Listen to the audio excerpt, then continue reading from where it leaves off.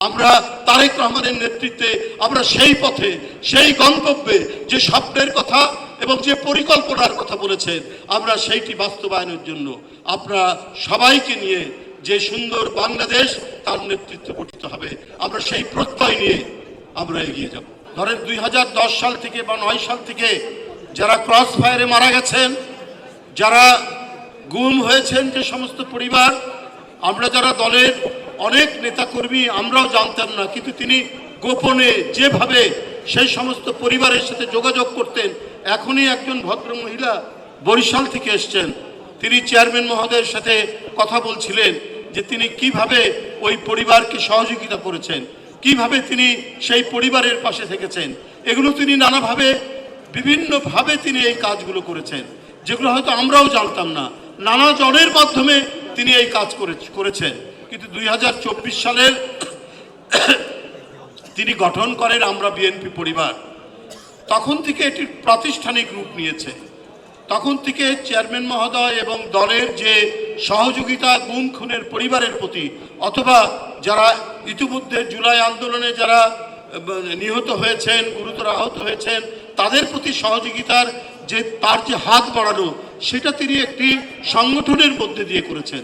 এবং আমি যতটুকু জানি এই সংগঠনের যারা নেতৃত্বে আছেন, আতিকুর রহমান রুম্মন এবং মিথুন, কৃষিবিদ মিথুন, তারা দিনরাত পরিশ্রম করে যখন যে মুহূর্তে যে অবস্থায় যে ঘটনা শুনেছেন সেইখানে তারা ছুটে গেছেন। সেইখানে চেয়ারম্যান মহোদয়ের সহযোগিতার তার যতটুকু সম্ভব সেগুলো তারা সেখানে করেছে এবং এটা কন্টিনিউয়াস করে যাচ্ছে।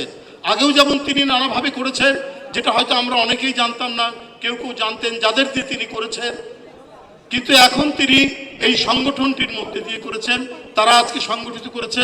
আমি আপনাদের সাথে প্রতিশ্রুতি দিচ্ছি এবং বলছি এই অনুষ্ঠানগুলি হতে থাকবে যতদিন পর্যন্ত না আমাদের গণতন্ত্র আরো নিশ্চিত হবে এবং যতদিন পর্যন্ত আমাদের গণতন্ত্র, স্বাধীনতা, সার্বভৌমত্ব প্রতিষ্ঠিত থাকবে, ততদিন পর্যন্ত আপনাদের যে অবদান, আপনার সন্তানের যে অবদান, আপনার সন্তানের যে হারিয়ে যাওয়া, আপনার সন্তানের রক্তাক্ত লাশ যেভাবে দাফন করা হয়েছে, তাদেরকে বাদ দিয়ে, তাদেরকে দূরে রেখে আর কোনো অর্জন হতে পারে না, আর কোনো কিছু হতে পারে না, কোনো কাজ হতে পারে না।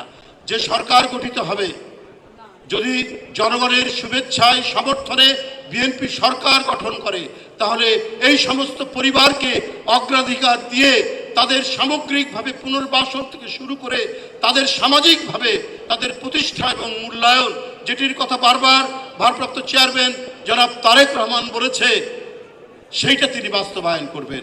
আমরা এখন পর্যন্ত আমরা বিএনপির কর্মী, আমরা এখন পর্যন্ত দেখেছি তিনি যখন যেখানে দেখেছেন, যখন যেভাবে তার কাছে সংবাদ গেছে, আমরা জানার আগে, আমরা যারা দেশে থেকেছি, আমরা খবরের কাগজ পড়ার আগেই তিনি লন্ডন থেকে সংবাদ পেয়ে আমাদেরকে নির্দেশ দিয়েছেন। নেত্রীকে একটা ভগ্ন স্তূপের মধ্যে বন্দী করে রেখেছিল, চিকিৎসা দেওয়া হয়নি, তাকে ঠিক মতো তাকে খাওয়া দেওয়া হয়নি, তাকে ঠিক মতো তার যে একজন বন্দীরও যে মানব অধিকার থাকতে হবে বেগম খালেদা জিয়ার, সেটা দেওয়া হয়নি।